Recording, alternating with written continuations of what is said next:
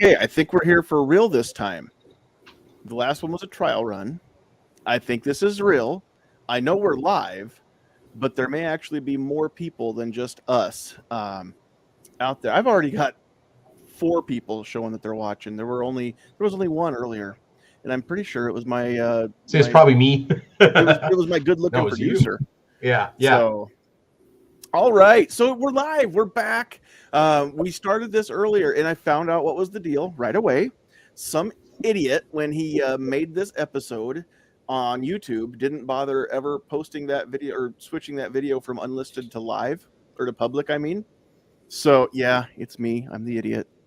Um, so now we're back. I remade it real quick. It was a good thing you can just copy and paste. I didn't have to type anything out. So we're back. We're live. Thank you for joining us. Thanks for hanging with us. Waiting for that link to show up. Those of you that did, maybe more will join in now. This is the best show that no one's watching. And every week I like to say that we go out live to tens of people. So hopefully tens of people will be joining us. But this is the Get Off My Lawn podcast. And we're very happy to have you with us this time. More than just the people that were on the screen with me. Now that we've got an actual audience, so thanks everybody for joining us, and please get out there in that live chat, leave those comments. We want to know that we really are live, that you can actually see us. So far, I've got Sandhills Sweetheart, my beautiful producer, is in her producer's chair right over here. There's Carolina. Okay, I know we're going out live now. We've got Travis, we've got Pat, Sandhills Sweetheart. Now Carolina EDC Reviews is out there. So I know that we're going live. All right, we didn't start this one off the way that we normally do, just because it was kind of a frantic last minute. Oh, let's get a new YouTube video built real quick. So now that that's the case, let me go over here to Twitter, and I'm going to pin this, even though it's my latest tweet right now. Let's delete that tweet. We don't even want that anymore. And we're going to repin. Oops. There we go. We'll pin that one. Now, anybody that goes to Twitter at Sandhills John will find us also, and you can find this episode. So, all right. Also, make sure you hit that share button. Please share. This is the right link to share. Let everybody know. I think we're going to have a really fun night tonight. Let's pull that down off the screen. And we're going to kind of jump right into stuff here. So real quick, we're just going to say hello to everybody in the panel, and then we'll kind of get rolling, see who's out there in the chat, who's actually gotten some links now and notifications anyway that the chat went live. So real quick here, let's just bring everybody back, the main view of all 4 of us here on the screen. So if you're looking at the screen, it is directly to my left, your right, coming to us from an undisclosed location, deep underground, somewhere near the Nebraska-Kansas border, but we don't actually know where. The thing could be clear under Kentucky for all we know. I don't know how long the tunnel is to get down in there. But Pat is in the bunker. The eagle has landed. Pat is in the bunker. Dogs barking. Cats can't fly without umbrellas.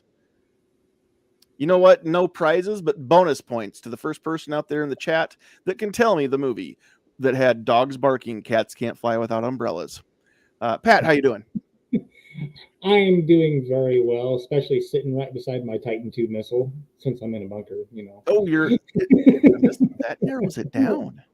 That narrows down the location. Well, there could be a couple, but I do very well. Well, now, yes or no, are you in a location that has a silo? No comment. Missile silo. I'm not saying necessarily missile silo. Just is there a silo anywhere where you are? No comment. Maybe full of grain. We don't know. Maybe it's called a harvest store. Pat, thanks for being here. Glad to have you along. Glad to be here. Thanks for having me on.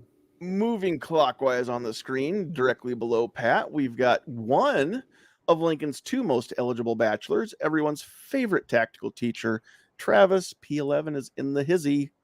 Hey man, what can I say? I'm excited to be here tonight. Missed having, last week, you had the Cinco de Marriage. I need to correct your Yeah. Spanish real quick. It's Cinco de Matrimonio. Okay, Cinco de Matrimonio. So that's your new term for Cinco de Marriage. Just so you know. Yeah.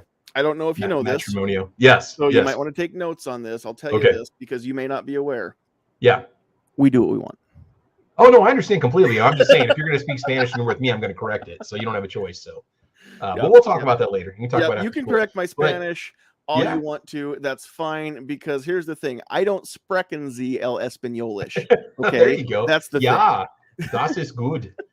But hey, just quick plug here. Check out my channel, Travis P11 on YouTube. Got a podcast I do on Thursday nights from 6 to 7 Central Time, and Saturday mornings 8 to whenever Central Time Saturdays.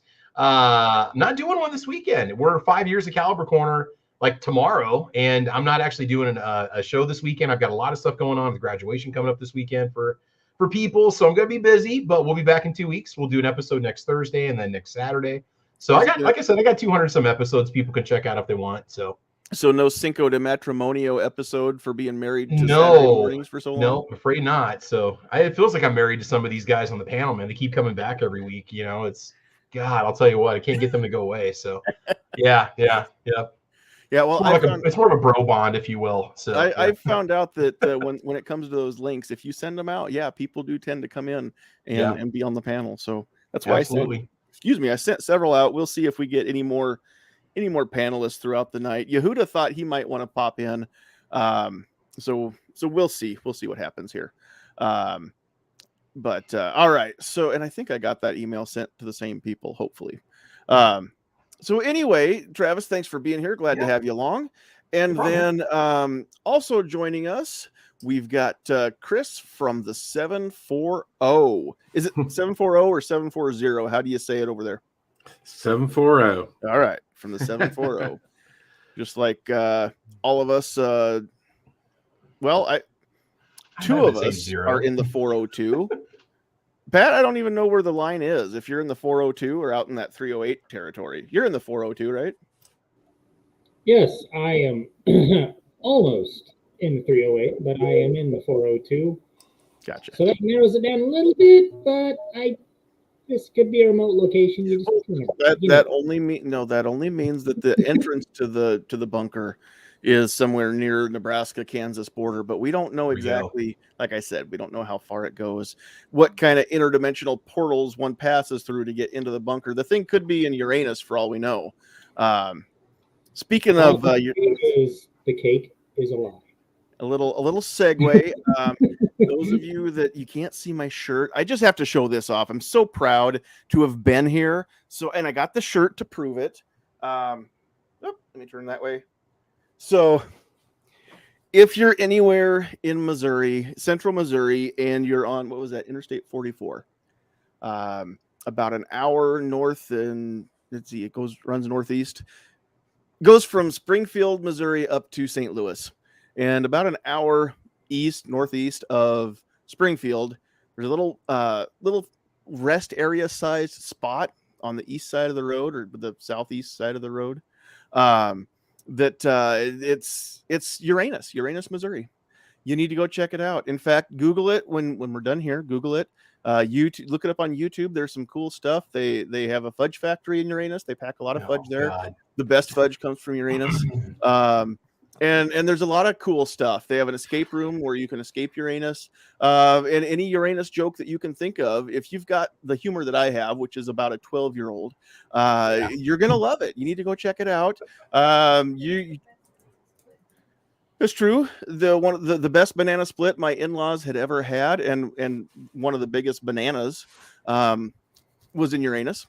Oh, man, and I drove a pickup into Uranus. Oh God, dude!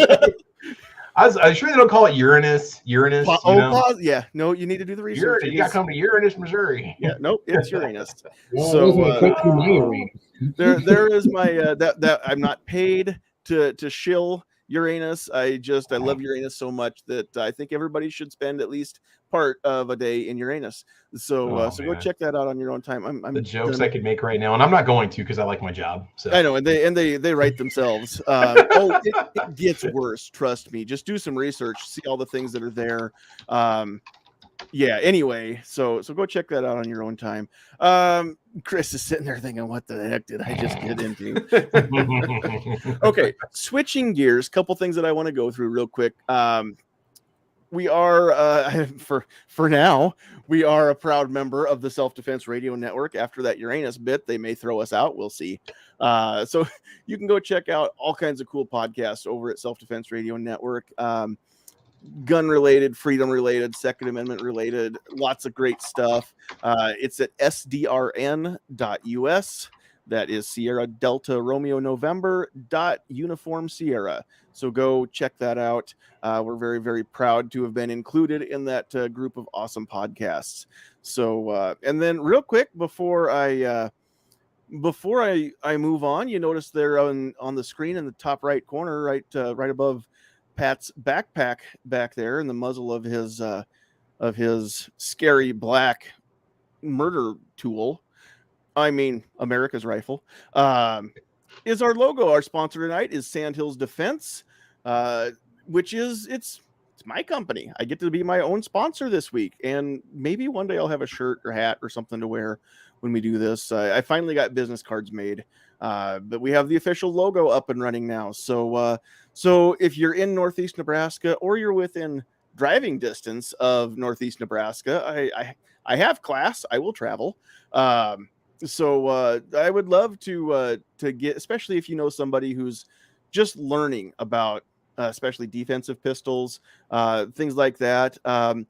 When you want to go learn how to do all the cool John Wick stuff, first of all, I'm not the guy, but I'm the guy that you need to go see first to learn how to safely, responsibly use your handgun, so that then you can go take that class with Taryn Butler or whoever and learn how to do all the John Wick gun fu stuff that he does. So I don't teach the gun fu. I just teach the safety, the responsibility, and how to manipulate the firearm, clear malfunctions, that kind of stuff, and get you on target. So that's what we do. Empower yourself to be your own first responder. We love helping people do that. So go check out Sandhills Defense. You can go to sandhillsdefense.com or give us a call. 402-851-0726 would be the number, which I do check every now and then. But if you want an instant response, either find us on Facebook or go to the website and contact us there. So, all right. Let's see here. Let's pull that back off the screen. We'll get that back going. And come back over here to the comments. All right, who's out there real quick? We've got, of course, Sandhill Sweetheart, My Beautiful Bride, is in the producer's chair, like I said earlier. Travis, Pat are out there. Carolina's out there. Agorizer's in the house. Chris from the 740 out there and in here. Who else do we have? Mike is here. We need a few more of you to. I know there's more of you watching. So go jump in the comments. Let us know you're out there. We want to say hi to you. And we really want your input, your feedback, and make this an actual conversation as we go through here. And like I was saying on the last version of this, where we didn't actually go live out to anybody, I want this to not be. I'm not going to go around the horn. I'm not going to call on people. I just want to, like we're sitting around a campfire, sitting around a table, having coffee, whatever. I just want these to be discussions. So everybody, has a say. Everybody jump in, and we'll get the comments on the screen as they come through. So I missed that comment. Where'd that come from? Where'd that go to? John, I'm going to post the link here over on Facebook. You guys haven't put it up on our sites, have you? Some of the places you and I frequent.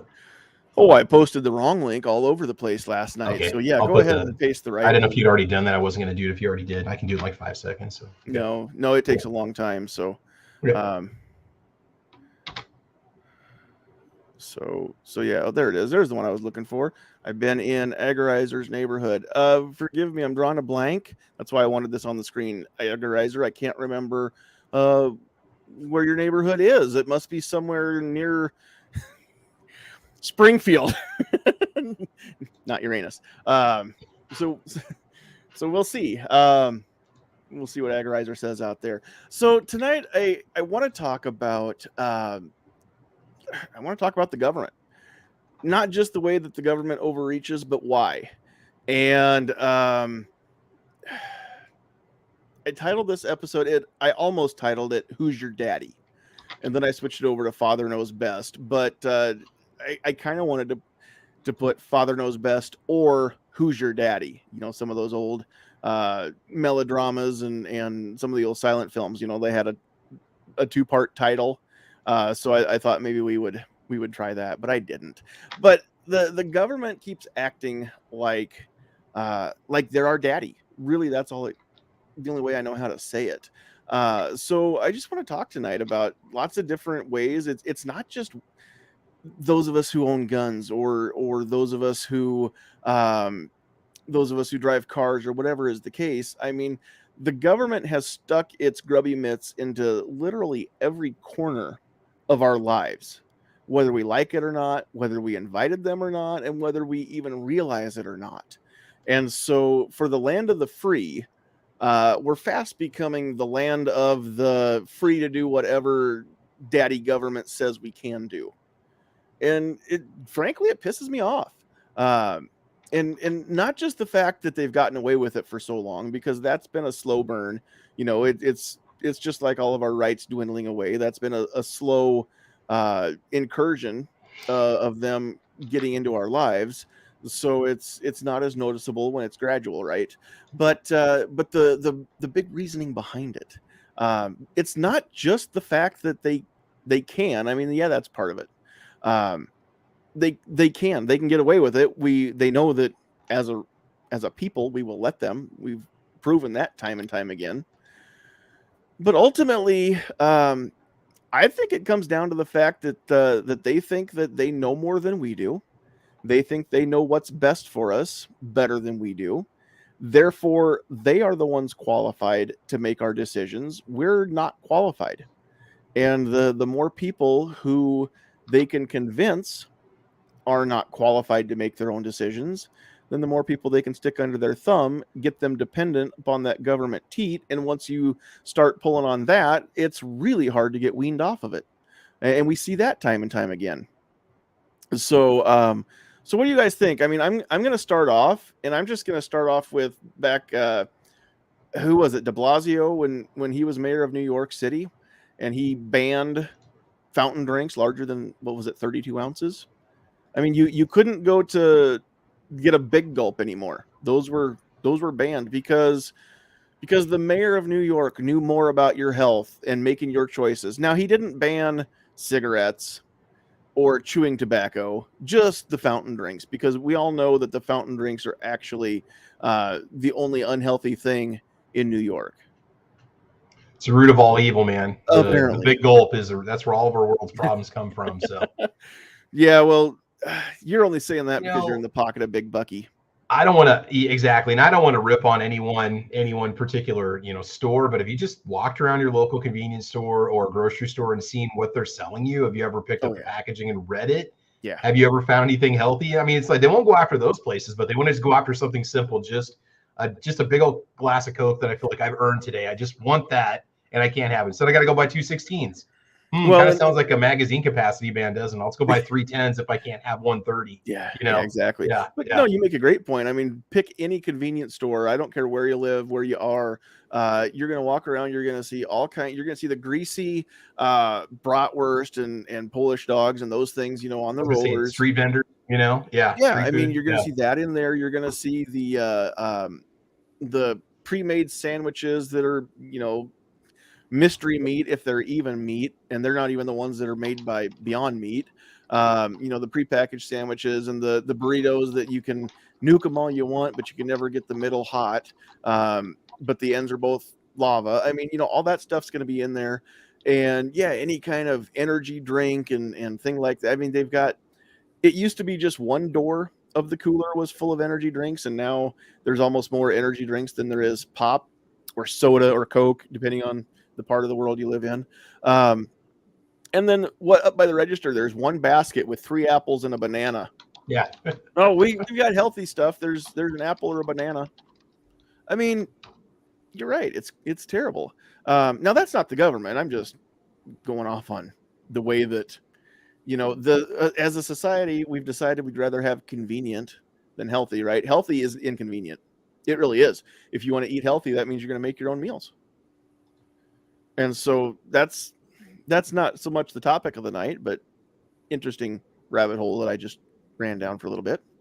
But, you're right, though. It starts with little things like that. People get this taste of power, and they start off with little things they know they can get you on, And there's some things that I understand we need them for our safety. I understand that, like speed limits in a construction zone. Okay, I understand that. There's people working or whatever. There's little things that I think are reasonable, but just little extreme things that pop up. It just drives me nuts. And like you said, you kind of, as a person, you get a taste of that power and control over people. And I think that is what drives them, because they know they can use that power and control to achieve their goals, manipulate people, and get out of them whatever they want, including getting reelected and whatnot. So, oh yeah, I think that's very true. And speed limits. There's another one. Why do we have speed limits? Because the government doesn't trust people to be able to make their own decisions on what's too fast. Now, I agree. Those of you that are screaming at your phone or computer or what have you right now, I agree. There are people that are literally too stupid to slow down, and those are the ones that get themselves killed. Okay, I get it, right? But why does the government care about that? Are we not a free people to make our own decisions? Does that freedom not come with responsibility to be responsible for our bad decisions? And that's the other thing. When you're 5 years old, whoever it is that's raising you, whether you have a dad or a mom or there's somebody who's in authority over you and is guardian over you, that person, when you're 5, makes your decisions. They're also responsible for you. By the time you're an adult, you're supposed to be responsible for yourself. And the government, time and time again, is trying to show people, or rather convince people to not take responsibility for themselves, not take responsibility for their actions. Then the government gets to be the one to step in and say, well, we told you guys to slow down, but you're not doing it. And now we have to come and clean up the mess. And we have to pay for all these people that are dying. I don't agree. I think people should be able to make their own decisions on whether or not they want to drive fast or slow, whether or not they want to wear a seatbelt, wear a helmet on a motorcycle, all these things. People should make their own decisions. The state should stay out of it, including paying for their collisions, their mashups or whatever. If you want to be reckless, that's going to come with potentially a price that you may not want to pay. It may be your life. It may be your health. It may just be a whole bunch of money that you need to pay to repair that guardrail that you tore through. But that's kind of what I think about that. That's another place the state needs to stay out of. I get it up to a point, since they are using our tax money to build the roads and whatnot. Infrastructure up to a point, but at the same time, if I'm held financially responsible for any damage that I cause in an accident, then that may right there be more of a deterrent than anything as far as people being more responsible.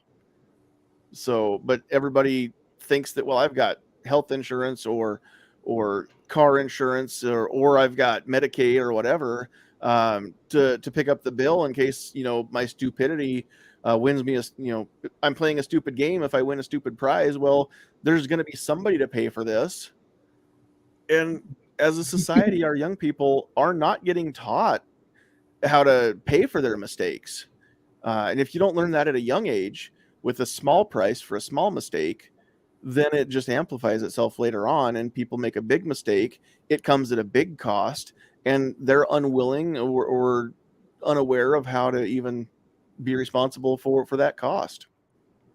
So besides that, I mean, we could talk about guns or anything tonight as far as as far as the government sticking itself into your business and making your decisions, what are some other places? We'll get to guns, I'm sure, but what are some other places besides guns that you guys see the government sticking its fingers in your life? Too many damn regulations on small business, whether it's small business, big business. Now, granted, to a certain point, I think, at least in my opinion, on big business and stuff, they should be regulated to a certain point just because their outreach is a lot larger than small business.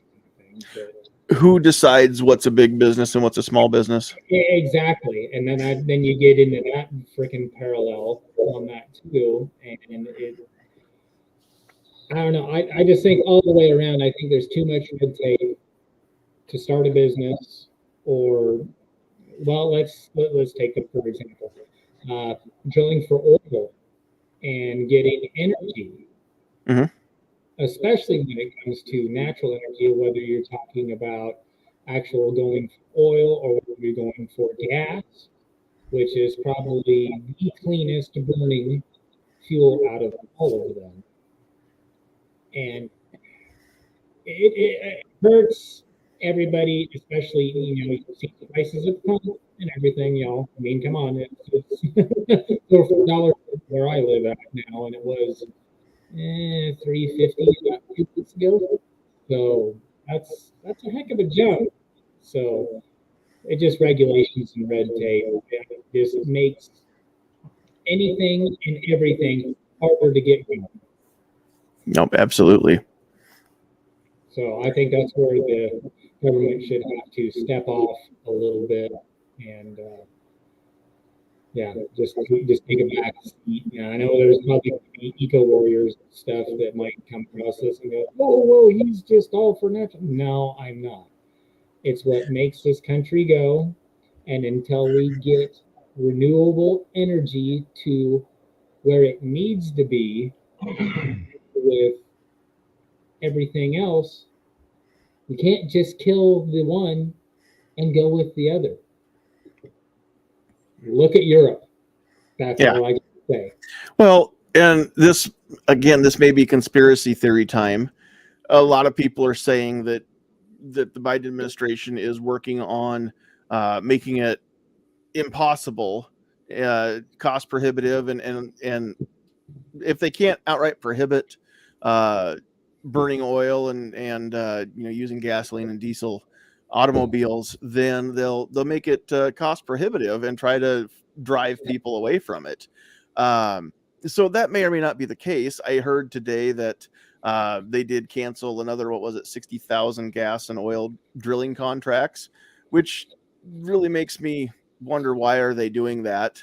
You'd think that in a time when we have $4, $5, $6 gasoline, that we maybe should be producing more of it, not less of it. But that's another thing is, the government wants to mandate that we go to electric cars and wind and solar energy and all this kind of stuff way sooner than is going to be feasible. So I don't know how you guys feel about that, what you guys think. But I'm totally a car fan. I watch basically the majority of what I watch on YouTube is car, truck, and gun videos all the time. And there's a lot of EV channels I'm subscribed to. And there's a lot of teething pains with the whole EV thing right now. And I'm pretty critical of it because raising these gas prices and then having this push for all these electric vehicles that are not, I mean, they're expensive for the average person to buy. Your average, entry level price on an EV is what, 40 grand on up. Mm-hmm. That's where they start, and that's for nothing fancy. That's for a little 4-door something that's going to go a couple hundred miles on a charge, right? If you can even get one. I'm thinking about all these people live in apartment complexes that don't have an easy way to charge their vehicles. The hookups are expensive. The panels are expensive. And I'm sitting here thinking, and I had a debate with my buddy. And I mean, obviously I want something that's going to pollute less. I think that's great, right? But at the other side, it's like, at what cost? I mean, it's almost going to force everybody into mass transit transportation, which a lot of places don't have. Look at Nebraska, right? Because you can't afford the gas, you can't afford an EV. Your landlord won't let you install a level 2 charger, level 3 charger because of whatever reason. The other thing too, I'm thinking about is, you got states like Texas, where they have brownouts or burnouts, whatever they call it in the summertime, where the power goes out. Yeah. If they have extreme heat, everybody's running their AC. They have to just grids of the city shut down. Okay, if they can barely keep people going now, what's going to happen when you have millions of vehicles plugged in that need so many kilowatts of electricity? Their infrastructure is going to implode. And I mean, on the other end, the industry and the car channels are pushing this as, oh, it's great, it's EV simplicity, and they're quiet and they're powerful and they're just like a regular car. I mean, some of these channels are critical of them, but the way that they're pushing it, it's almost becoming something where it's something you think you need. And I'd like to have one, but a standard plug-in charger in my rental, I couldn't charge my vehicle quick enough to drive it the next day if I had to drive it over so many miles in a day. Right. So, and then by making the gas so expensive, it's like, and then look at the used car prices right now. And then now there's the models changing for new cars. Now for new cars, Ford is actually talking about getting away from even having inventory on lots. It's strictly pre-sales and buying online. You don't even deal with dealers anymore. So they're going to be changing their model to either all EV at some lots, all gas at some lots, or a mix of EV and gas. But if you're one of those lots, you get less inventory than either or. So the way that we're doing cars right now is going to change tremendously. And you're not going to get that freedom of choice where you just go buy the $1,500 clunker to get you by. I mean, that's going to disappear. So I really feel like it's being rammed down our throat quicker than what we're ready for. Well, okay. The EV thing, and if you hadn't talked about the brownouts, I was going to. The EV thing is, I'm not saying that the EVs aren't going to be the car of the future. I think they are. I think they definitely are. Way down the road, though, we're not there yet. Right now, expecting everybody to drive an EV is the same as expecting every firearm owner to have a smart gun. The technology is not there yet. Maybe one day it will be. Yeah. But it's not there yet. It's not efficient. It's not realistic. And that's going to get people killed. If everybody has to drive an EV, it's going to completely just bring our country to a standstill. From what you said. What I keep hearing is within the next 7 to 8 years, most of the manufacturers are going to be primarily manufacturing EVs. Now, we'll see if that really happens. But if that's the case, man, where are we going to plug these things in? I mean, it takes time. You don't have convenient facilities to plug them in. I mean, maybe you'll get a chain of gas stations that have coverings for people to park their vehicle for 40 minutes to wait while their battery goes from 20 to 80. I mean, it's not as convenient as you think it is. You got to hope the charger works. You don't know what the charging time is on the car. You're going to do that in the middle of January. You're going to sit in your car with it not running for 40 minutes while it's charging. I mean, there's a lot of things that just aren't being taken into consideration. It's really pushing people in a direction that myself, I'm not comfortable with. And I'm wondering if a lot of this is because of pollution mandates on manufacturers. They're being forced to push out the EVs because their carbon credits they have to buy, or however much pollution producing vehicles they're allowed to produce is being limited. So they're being forced into EVs themselves. I think it's being handed down from up above personally. I think I don't know. You don't really hear about that, but that's why are we getting this big push for all these EVs when it's costing them tons of money in investment? Maybe they're just investing for the future. They're doing it now because in 100 years, it's going to be, everybody's going to buy them like cars now. I don't know. Which is great. Yeah. I mean, I'm all for Elon Musk developing better and better Teslas, right? I really am. Up until the point where I get told that I have to have one. Yeah. Now I may decide later to get one, but that again, like everything else, it should be my choice. Yeah. And for now, I agree that me burning gasoline, it's putting pollution into the air, and I don't want that ultimately. But right now, for feasibility, it's not feasible to just up and stop burning gasoline and diesel. And until it is, I think that we can do a lot to make vehicles more efficient, so we don't burn as much gas and we don't have as much pollution per tank, or maybe per tank, but not as much pollution per week, say, out of the same vehicle. I think there are many things that they could do that they don't, because there's no money in it. There's no money in a cure, right? Well, now the money's going to be temporarily there for whoever builds electric vehicles, sure. Up until that tanks and nobody can afford one, or everybody's got one, or whatever, and then it goes back to just a few manufacturers there. So I don't know. I think that it's going to be very interesting and potentially frightening. And all this stuff that we're talking about, I used to think, man, that's going to be something that happens when I'm 80 or 90 or after I'm dead. No. Now I'm thinking that's going to be something that happens before I'm 50. California has a no gas vehicle selling policy kicking in by 2035. It's like, I hope that doesn't include commercial providers. How are you going to make a semi to deliver food if we don't have the battery technology by 2035 to haul? And the people that are pushing this don't understand what you said earlier. There's not a bus. Well, we finally, in my town, we finally have somewhat public transit. It's a private company that's contracting with the city to subsidize a little bit of a couple routes that way. So there's a few buses running around Norfolk now. But yeah, I mean, you can't feasibly put in electric rails everywhere. So once that happens, and there's no private company that's going to be able to come in and afford to pay to lay tracks and put electric trains going up and down every road in America, even just in Nebraska.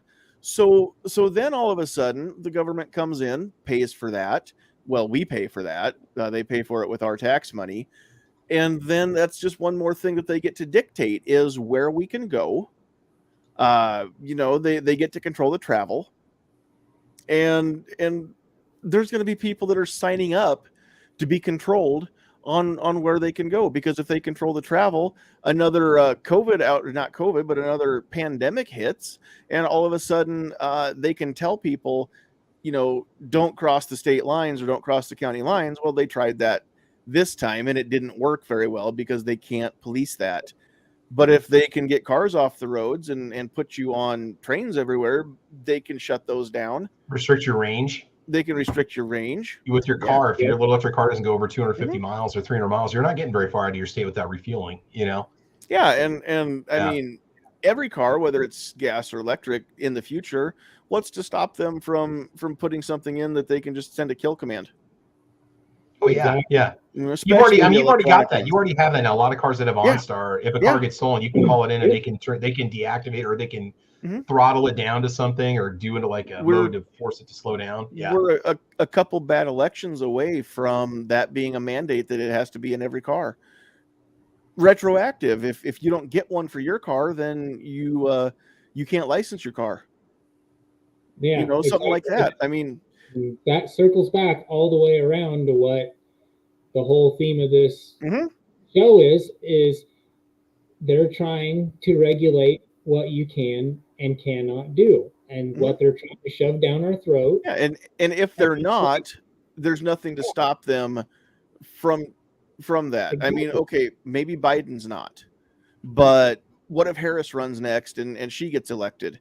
And maybe Harris won't, but what about the one after that? Can you promise me that nobody will ever try that? Not if that it's no different than having a gun registration. Okay, maybe the current administration honestly is not wanting to take away the guns, but if they put a registration in place, they leave the door open for the next one or the one after that to come in and take them. And I think that there may be a few people from Germany who would tell you that it's not good to give up the firearms, or even good to let them write down who has them and where they are. Exactly. So again, it's been, is this going to happen? Gosh, I hope not. Could it? Of course. And the price of freedom is eternal vigilance, right? So that's why we need these conversations, because we need people to think about this, and we need to have these conversations in a way that it's not just Alex Jones style. What's the word I'm looking for here? Alarmist paranoia kind of stuff, right? The sky isn't falling today, but the sky very well could fall, and anybody that doesn't think so really needs to start paying some attention. And that's kind of where I want to keep things with this show is, not that the sky is falling, but just, it very well could. So let's talk about this one now. I know I try to stay away from current events because I like these episodes to stay good. What's the word? Evergreen. I want them to stay relevant 5 years from now. What we talk about today, I don't want it to only be relevant while people can remember the headlines. But we've got the new what is it? Everybody's calling it the Ministry of Truth. Information. Ministry of Truth. That's from what's that movie? That's from V 1984, for right? Vendetta or something? Or No, it's from 1984, I think. Okay, I haven't read 1984. I've only read Animal Farm. But I believe that's where the Ministry of Truth came about. And so that's not the right term for it. All right, YouTube, don't shut me down because I keep saying that. But it's the Department of Disinformation, Misinformation, something or other, that they finally announced. And turns out this has actually been a thing. It's not that they just formed it in the last week or two. They formed it a long time ago. They just kind of unveiled it now. So I guess it's been declassified or something. It's part of Homeland Security. So now we've got somebody who is completely a wackadoodle from things that I've seen coming through, old Twitter tweets and stuff of her. But we've got somebody running this department, or this part of Department of Homeland Defense, whose sole job is to determine what's true or not and can be said. And I don't understand how anybody's letting this happen, because that is a huge violation of amendment number uno. I'm sorry, numero one. Wait, I mixed up my languages again. Your Spanish is getting good. Well, Dankeschön. Yeah, there you go. No, but for real, I mean, how can we have a government agency determining what can be said and what can't? Okay, fine. They can determine what's true or not. We have the right to say things that aren't true. We have the right to say things that we know are false. But unless I'm trying to intentionally deceive somebody, it's not a crime. I mean, and lying is not a crime. Lying to somebody is not a crime in some instances. It's not a blanket crime. Yeah, lying under oath, sure, that's a crime. Lying about somebody to defame them, that's called slander or libel, depending on if you say it or write it down. But telling anything that's not the truth, saying something that's not true, totally protected by the First Amendment. And even if I tweet it, I could put a tweet out right now, and provided that it, Elon Musk makes good on his promise to let people say what they want, I could say that, the moon is made out of blue cheese and there's a man living on it, right? The man on the moon. And if anybody believes that without doing any research, then they're even dumber than me. You can never stamp out misinformation, because misinformation means you're wrong. It's just information that's not true. We talked about this several episodes ago now, but disinformation is when you're intentionally misleading somebody. You can never intentionally spread misinformation, but you can never unintentionally spread disinformation. That's the difference between the two. Disinformation has the intent to deceive. But either way, again, unless what I say in some way affects the rights of somebody else, I have the right to say it. So why does the government think that they need to step in and determine who can say things and who can't? Now, all of a sudden, when Elon Musk is buying Twitter and saying that he's going to, let people just have at it, say whatever you want, and as long as you're not breaking any laws, well, all of a sudden now we've got this push to start making things illegal, right? Anybody else out there in the chat, those of you watching after the fact, in the comments, let me know, and you in the panel too here, but is anybody else just a little bit terrified of that concept and what could happen if we start down that slippery slope? What do you think, Chris? Yeah, I mean, I don't want to jump off this subject, but I mean, some of the stuff it's wherever it goes tonight. Some of the things that I've seen just in the last couple of years have when this whole COVID thing started it just literally blew my mind. I mean, they come out and then, we were on a curfew. I mean, Mhm. that to me was, and that the scary part is 50% of the population of this country was okay with that. Yeah. And then they start shutting down bars. They start shutting down restaurants. And then we get mask mandates. And it just keeps going and going, and everybody's okay with it. And then the almighty vaccine mandates start coming along. You can't go here. You can't get on a plane. You can't come in this restaurant if you don't have a vaccine. And then the second wave of COVID, whatever you want to call it, comes along. And I lost more friends and family members that were vaccinated from it. And you would get on social media like Facebook and you see all these people, with their little profile picture, I'm vaccinated and all this. And if that didn't scare people to see how much control the government took over on us with everything that went on with that, and still, it's let up a little bit now, but that was some scary, scary stuff to see how much control the government took within a year's time over everything. Yeah. And that the amount of people that were supporting it and that were behind it and that were okay with it. Yeah, it's not only the fact that it happened, it's how quickly it happened. Yeah. And yeah, very, very few people were willing to even stand in the gap and try to slow that down. Mm-hmm. And so, no, you're completely right. I mean, everybody talks about Ron DeSantis or Kristi Noem from South Dakota. I mean, our state wasn't as good as those. Our governor didn't do anything super crazy, but because we did still have some places that were allowed mandates and whatnot. But I mean, at the same time, for the most part, I mean, we found out real quick which Republican governors were rhinos and which ones were actually freedom loving. We found out which Congress critters are actually pro freedom and pro America, and which ones are pro power. And the thing is, when you said you lost more friends and family that were vaccinated, I thought you were about to say just over the concept of it.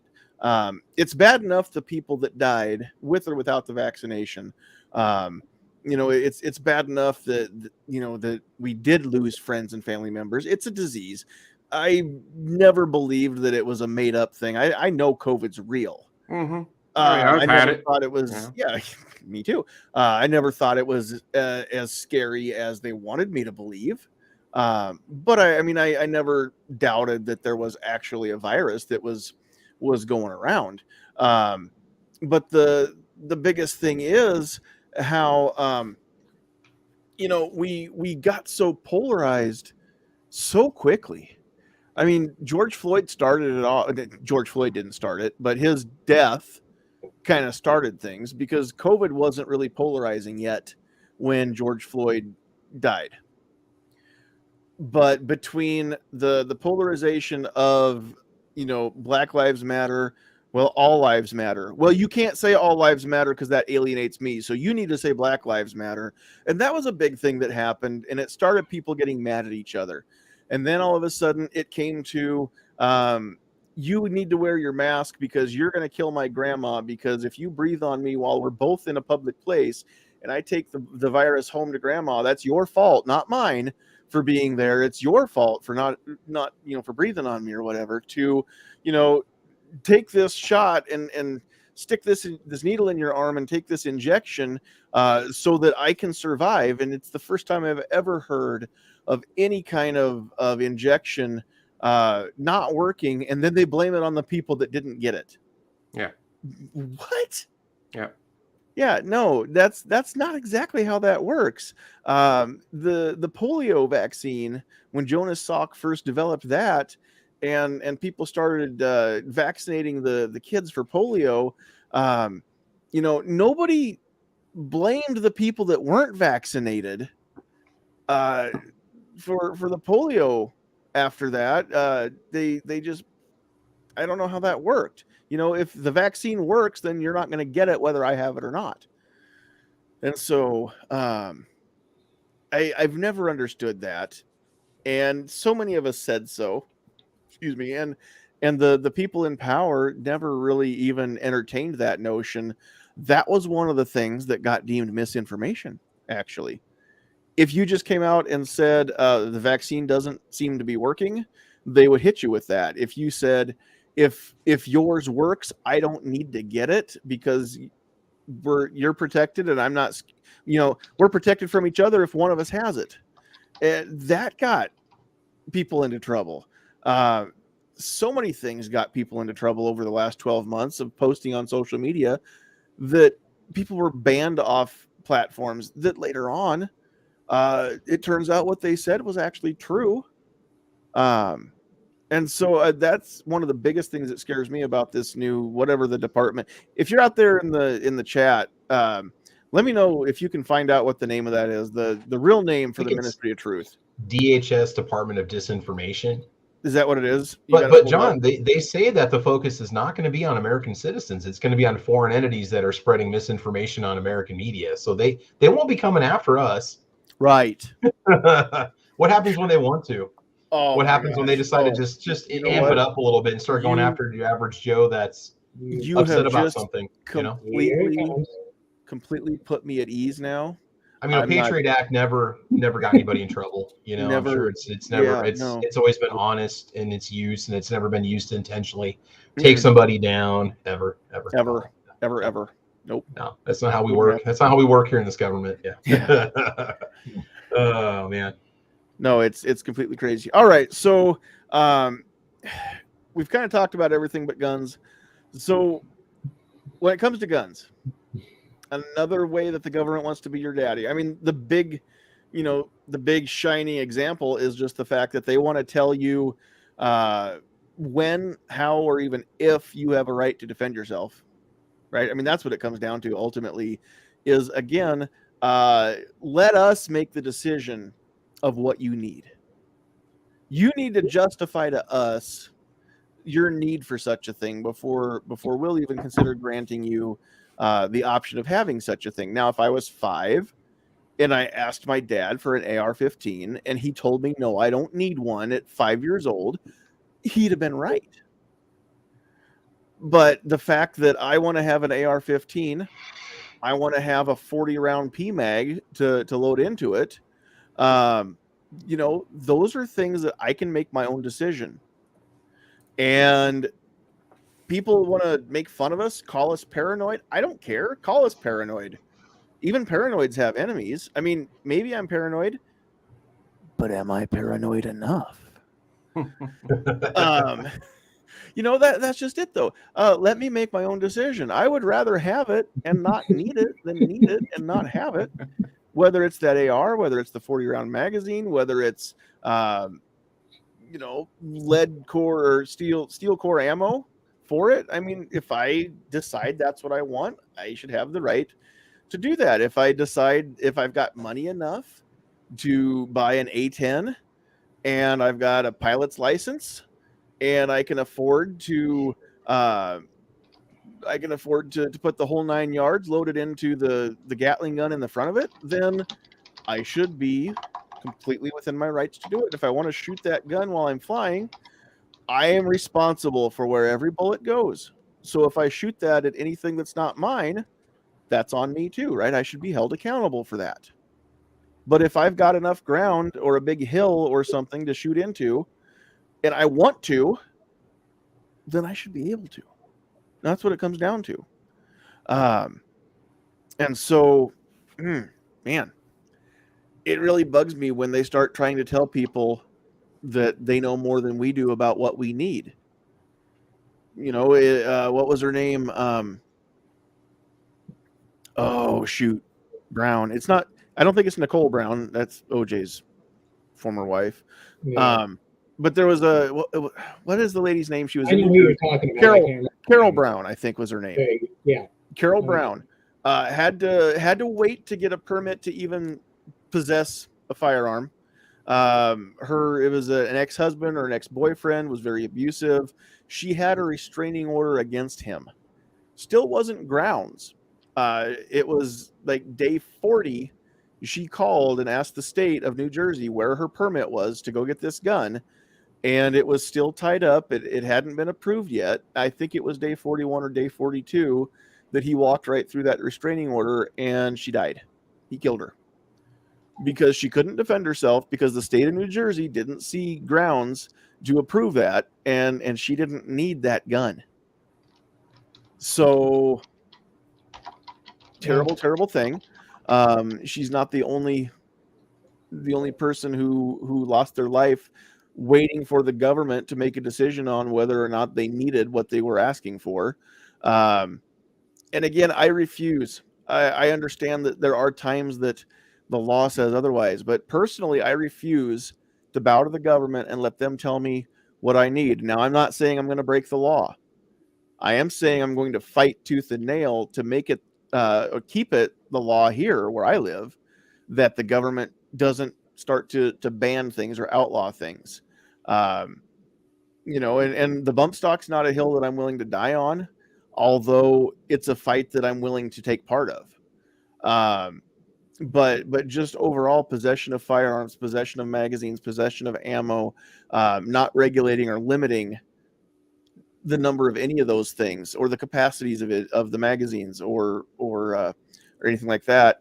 Those are fights that I absolutely am taking part in here in Nebraska and am willing to take part in for years to come. So again, I'm not going to be one of those blowhards that says, if they come for mine, they'll get the bullets first. Well, okay, so I've got a decision to make. And I know a lot of people, this is kind of polarizing within our community. But some people say, we need more people who aren't just going to roll over, and if they come for your guns, just give them up. It's true, we need more people like that, but also 99 out of 100 keyboard warriors who say that stuff are going to be the people who just roll over and give them up. And exactly. I'm so torn. How many of them actually have a plan if something like that actually I'm so torn, because by the time that the police actually come knocking on my door, it's too late. Exactly. It's too late. I'm going to be opening fire on people who aren't responsible for the decision and are only carrying out orders. And I don't feel right firing on those people. I also don't feel right going to prison and not being here to give the support. And not that I need to take care of Sandhill Sweetheart, but I need to take care of Sandhill Sweetheart. It's my job as her husband to be here to provide for her, support her. We're a team. She doesn't want to do life without me. She said that 5 years ago, and I took her at her word. She took me at mine. And so I don't want to go to prison over a magazine capacity issue. But I don't know. Everybody needs to decide. You need to look at the person in the mirror and agree on a place where I'm only willing to back up so far, and then I will fight. I will take the consequences. Everybody's got that point. There were people that were risking being beheaded when they ran the British out of the colonies back in 1775 and 76. Had they lost that war, they were going to lose a lot more than their guns or their freedoms. And so, those people, they put everything on the line. They risked it all. I don't want a shooting war in America on American soil ever again. But there are too few. I will say this: there are too few people willing to risk it all right now. And by risking it all, I'm not even talking necessarily about going to jail. I'm just talking about taking a stand, risking it all socially. And I can't speak up because I'll be run out of my country club, or I'll be, everybody in the office won't like me, or I'll get fired from my job. Well, if you feel that strongly about a certain topic and you have to be in the closet to keep your job, why are you not looking for a different job?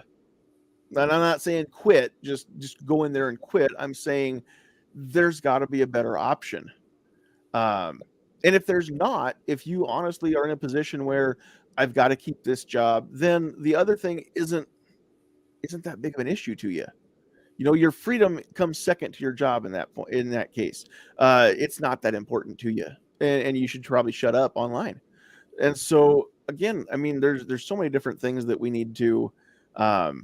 Everybody's got to decide, and we need to get together, and we need to help each other make these decisions, have these discussions, talk about this stuff. Unless they decide that we can't talk about this stuff on social media. And so, that's why I keep saying share these. Please share this episode tonight. There's so many different things that we're not going to get time to discuss, but put those in the comments. If you're out there and you're watching this after the fact, put them in the comments so that I can compile some of that stuff, and maybe we'll come back at a different time and have more of the conversation. So what are some other spots even in the gun world where the government steps in and wants to be your daddy and make your choices for you that you guys are seeing? And I'll go off on what you first started on, John. And I'm not touching any of the guns or anything, but just removing my cowboy hat. What's the right to defend yourself with? Is it this Mag 22 right here standing on the shelf? Is it this old nose in the gaunt? Is it a lever action Henry? Or is it this M&P 15? I don't want to be told what I can and cannot be. Oh, sorry, got something coming in.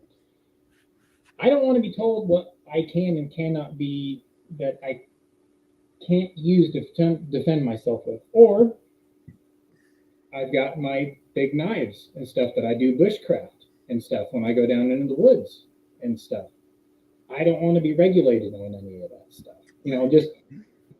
Just giving a little showcase of what is totally legal, but what everybody on social media or actually legacy media or anything else is saying, well, you shouldn't have that because it's just dangerous. Well, guess what? Totally legal. It's within the Constitution and everything. So just stay out of my damn business. Hey, I'm curious about something. The $40 billion aid package that was approved for Ukraine. And again, I'm not saying be able to defend themselves against Russia. If you have an invading country, great, do it. Are they going to limit that to 30-round mags? Or are they going to limit them to 10-round mags? Because last time I checked, we were training civilians to use javelins to blow up tanks, and we're giving, they're passing out full auto AK to anybody that can pull a trigger. And people are saying, yeah, the Ukraine needs to defend itself. You're all for it. Yeah. So you think the civilian should have a full auto AK-47? Well, yeah. And it's like, okay, well, I'm going to go get one. And let's see if I don't get arrested. It's just kind of ironic that it's okay. We're now going to send them howitzers, it sounds like, in this package. What's the difference between, a Russian army unit kicking the door in there or 4 or 5 thugs kicking my door in here? What's the difference? A life is a life, right? So to say that I can't have something I might want to defend myself, why do they get it and I don't? That's, it just doesn't make sense, does it? So that's the only thing I'm really critical of is like, okay, we're all for it, but then if I want those things, I want those weapons of war. If you don't hate evil the baby Russians, killers. You don't hate the Russians more than the thugs in your town, then you're probably a Russian asset. I'll tell you what. Travis is not a commie. Trust me. I just thought that was kind of ironic that everybody's so pro. Rules for thee, but not for me. It happens all the time. We don't want you to be able to defend yourself just in case we decide to put the boot on your neck. And anybody that tells me I'm wrong, that I'm being a crackpot conspiracy theorist, no, I don't think that the acid rain is turning the frogs gay. I just think that the door, again, is wide open. If we believe the government that they really want what's best for us, then they need to believe us when we say, get off my lawn, leave me alone, I can take care of myself. And if I can't, that's on me. Right? That's all it comes down to. Give me a chance to sink or swim, and if I sink, that's on me. Yep. You know, um, and the government doesn't always have to be the bailout. They don't have to be the ones that come along and pay for our screw ups. You know, the it's preposterous to expect the government to pay for, student loan debt. And if they are going to pay student loan debt, then I expect them to send me to college so that I can have debt to even be forgiven. Because if they'll pay for somebody else's education, then why won't they pay for mine? That seems like it should work. And if somebody chose not to go to college, but they've got, you know, $20,000 worth of Snap-on tools, then can that money get forgiven? Because they had to take a loan out to buy the tools to go to a, you know, a trade school or something like that and be a diesel mechanic. You know, if that's the case, if we're going to forgive student loans, why not forgive the startup cost for small business? I just started one, Sandhills Defense. It's a tiny startup cost for a business, and it's still thousands of dollars that I've spent and brought in so far. Well, I think that eventually it will bring in money. No, that's not true. I've made $30. I'll tell everybody that right now. I've spent thousands. I've made $30. But to get stuff going, to be, you know, a limited liability corporation, you know, I mean, we've got to put all this stuff in place. It's not cheap. So if we're going to forgive student debt for somebody that wants to go get a job for a different company, can we forgive the debt that I've incurred to make my own company? I think that would make more sense. Let's incentivize starting small businesses. I'd much rather see my tax dollars going to support small business owners, getting them up and running for the first year or two, than paying for 4 years, 6 years, 8 years of college for somebody who's still not a doctor. So again, I mean, but here's the thing: the government, shocker, the government is a lot like a mafia loan shark. If you're gonna take their money, there's gonna be strings attached to it, kids. Mark my words. Everything that the government gives you for free ain't free. It's got strings on it. So if you're going to get on their assistance programs, then they're going to control you. They're going to get you hooked on that quote unquote free money, and then they're going to tell you, well, if you get married, you're going to lose all this stuff. So they're going to de-incentivize you getting married, having a two-parent household, which means that you may actually have help at home so that you can go get that college degree and go get yourself a better job and climb out of debt and get out of the bad part of town, go get a house in the suburbs or out in the country or what have you. Well, they don't want you doing any of that, because then you learn how to stand on your own 2 feet, and they can't afford to let you do that. They need you to be dependent on them, because with that dependency comes the control over you. They want to be your daddy. They want to call the shots for you. They want you so dependent on them that you have no choice but to accept their help, which comes with their control. And we've all known people that are like that. You know, well, I'm going to help you do this as long as you do this the way that I want you to do it. We all get resentful when that kind of help comes along, right? I mean, you know, we'll help you get out of debt. You know, mom and dad or grandma, somebody like that, you know, we'll get you out of debt, but you need to move home. You need to come be closer. You know, you need to go to this church or go to that church, or you need to, you know, do this or that or whatever. We'll help you out, but you need to come work in the family business. You know, all these strings. Well, that's not really help. I mean, that's not a gift. That's just a means to an end for them. That's more of an investment on their part. The government wants to do the same thing. They want to invest in you, and what do they get out of the deal? Control, your subservience, your dependence. And there's so many people that find themselves there. And again, it's a slow burn. It doesn't happen overnight. It comes along gradually, but pretty soon you're stuck. You can't get out of the projects. You can't get out of the mess you're in. Financially, you can't afford to go get a job because there's nothing close by. You can't afford to get again out of the projects. You don't have a car, or pretty soon you can't have a car, and the buses, the trains don't run where you need them to, or it's not safe to go where you need to, or whatever. This is all stuff it's not an accident, and it's not a tinfoil hat conspiracy theory. Just go look at history. Just go look at where people are and how they got there. And the story is tragically similar time and time and time again. So they can't control you if you still have the means to fight back. That's what it comes down to.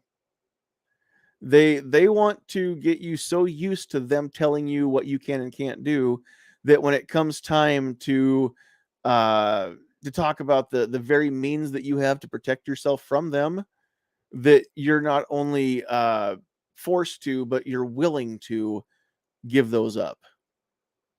And that's where they want to get people. They want to alienate gun owners. They want to paint us as crackpot, paranoid, delusional, conspiracy theorists or what have you, or white supremacists, or all the above. They want to treat us like we're anything but good, in the hopes that there may be some people that are just shamed out of it, and the rest of us, if we don't have society with us, then we become the fringe, right? We become the minority. We're just a few cells around the country who, again, if they can convince our neighbors that we're white supremacists, thugs, or whatever, then we don't even have the support of our community anymore. Who's going to come help us when the time comes? It's going to be it. We're on our own. So your choices are give them up or die. Are you willing to die over this? If you are, then go out in a hail of bullets, I guess, whatever. But if you're not, then you're going to give them up. And 99% of the keyboard warriors that want to get fired up never have fired a shot in anger and never will. And it's good that you never have. Okay, I never have. I'm not a veteran. I've never fired a shot at another human being, and Lord willing, I never will. But there are instances which I'm prepared to do so and willing to do so. In some instances, the guy in the mirror and I haven't come to terms yet on when we would and when we wouldn't, what we're willing to do. But we'll get there, and hopefully we won't be forced into it before our time comes. But I think we're gonna start wrapping things up. But before we do, I've talked a lot tonight and haven't always given you guys a chance to get a word in. So anything else that any of you want to put out on the table before we wrap up? Just gonna say, man, it's kind of turning into a dangerous time to be, outspoken on certain topics just because of what it can cost you. Just be careful and be vigilant. But, I guess, if you want things to change, man, you got to be part of that change. Just get active any way possible, whatever it takes for you to not lose those rights, because I just don't know where things are going, man. It's getting kind of crazy. The other thing that might be an interesting topic for next time, John, maybe the whole real ID thing that's coming in 1 year, how that's going to affect domestic flights and stuff, and how we all have to be real ID certified and have a gold star on our driver's license and stuff. It's kind of scary, man. It's kind of scary that they're going to basically force you. So, anybody that's against, IDs for voting or whatnot, and it's coming. So just, kind of watch what you're saying. So I don't know. Yeah. Crazy stuff, dude. Yeah. Very good point. Where'd that going to? Oh, Blitz out there in the chat said, it is crazy hearing people who months ago would freak out if you weren't wearing a mask now wanting Ukrainians to kill them all. And that's exactly true. No, it's nuts. About saving lives, John. It's about saving lives. Again, it rules for thee, but not for me. I mean, excuse me, I'm all for the Ukrainians having full auto because they're not here. Those guns will never make it to our streets because there's no Ukrainian mafia here that would import those and smuggle them in. It couldn't all those happen. 243s that got left behind in Afghanistan, they won't show up on the border. Oh no, wait, they are. I'm sorry, they are showing up now. Oh My gosh, bad. no, Yeah, no, yeah. say it ain't And those so. FN M4s, no wonder I couldn't buy an M4. Now they're showing up on the black market if I want one. So I did not see that coming. yeah, no, who would have thought those would make their way over here and Yeah. take out our own? So Yeah, So everything already flying 24 hours after we left there, and yeah, I want to go to Afghanistan. And I want to go pick up a C-31, gunship, really cheap. probably a couple sitting around that need just some light duty repairs that they can't fix. just So bring some tires. They're sitting up on blocks. They've been take your stripped. $20,000 in Snap-on tools with you. Go over there and fly it home and write off on taxes. I can fix it. Right? Yeah, that's right. That's right. Chris, anything you wanted to throw out before we wrap up? No, we covered a lot of stuff tonight. We And did. I think, people really need to wake up and realize what's going on around us, because there's a lot of control coming real fast. Yeah, and some of it hasn't been a slow burn. It was the opposite. It happened so fast that we didn't, by the time the dust settled, it was already there, and we didn't know what to do. It almost happened too quick.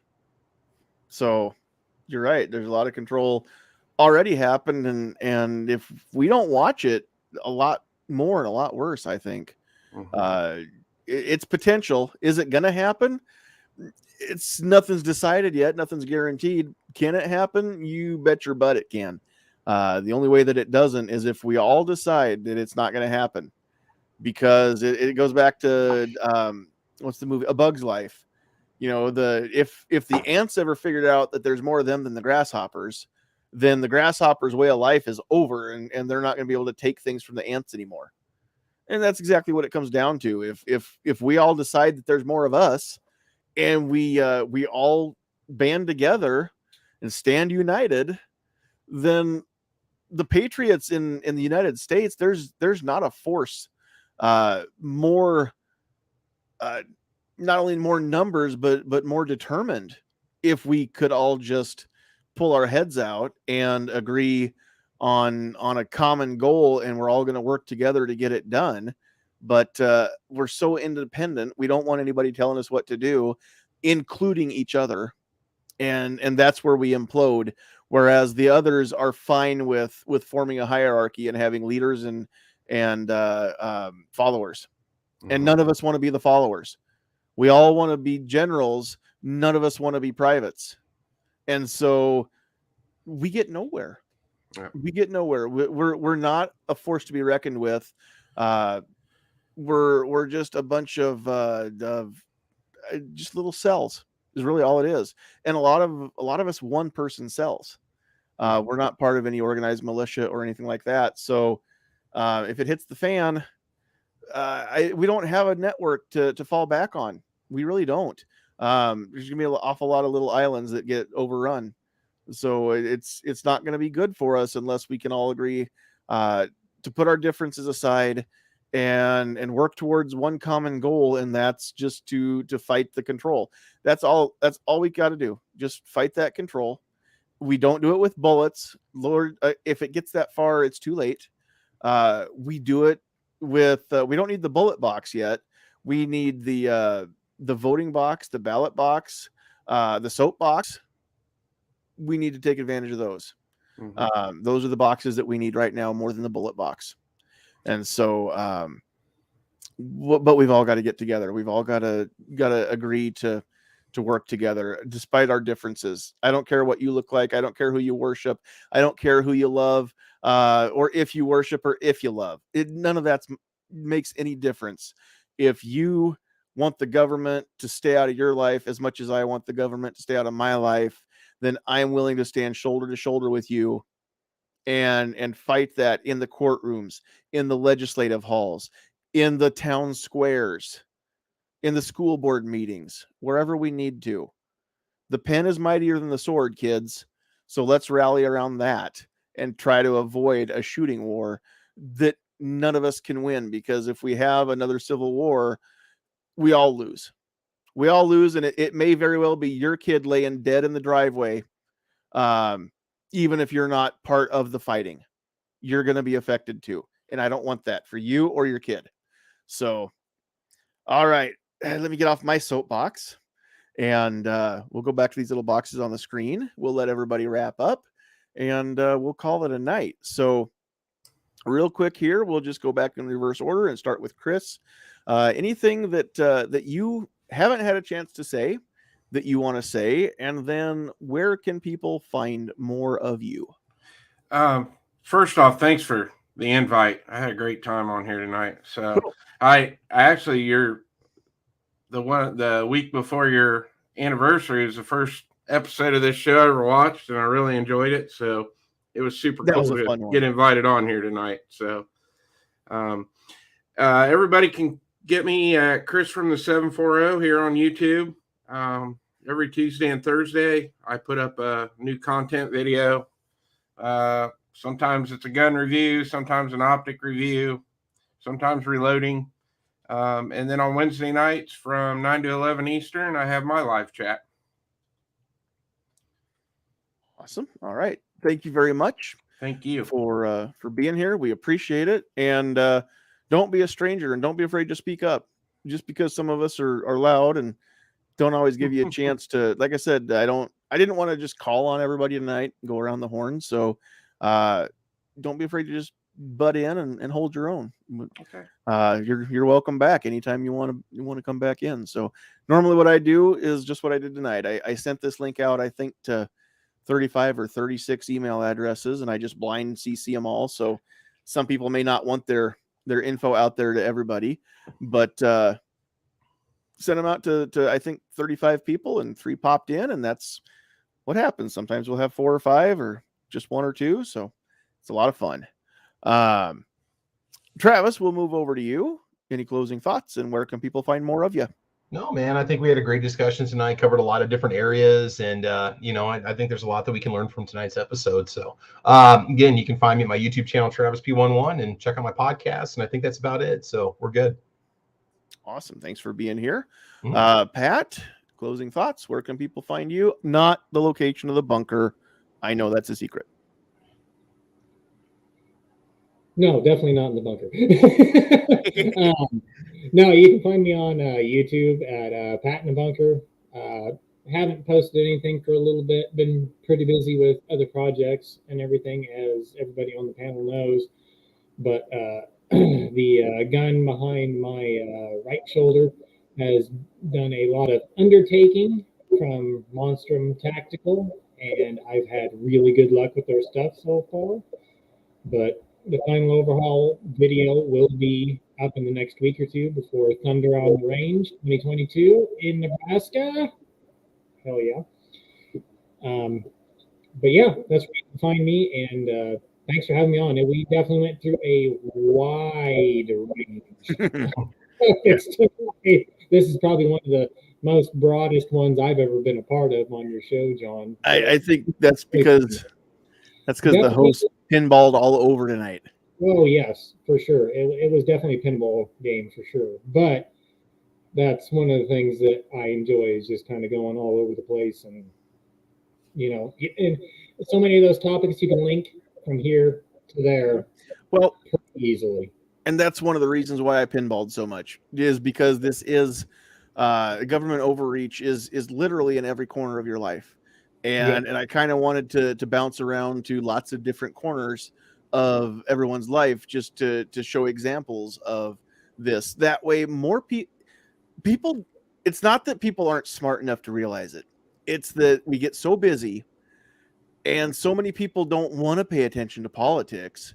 And so you just get so busy grinding out your life that you don't stop and look around and realize everything that's actually going on.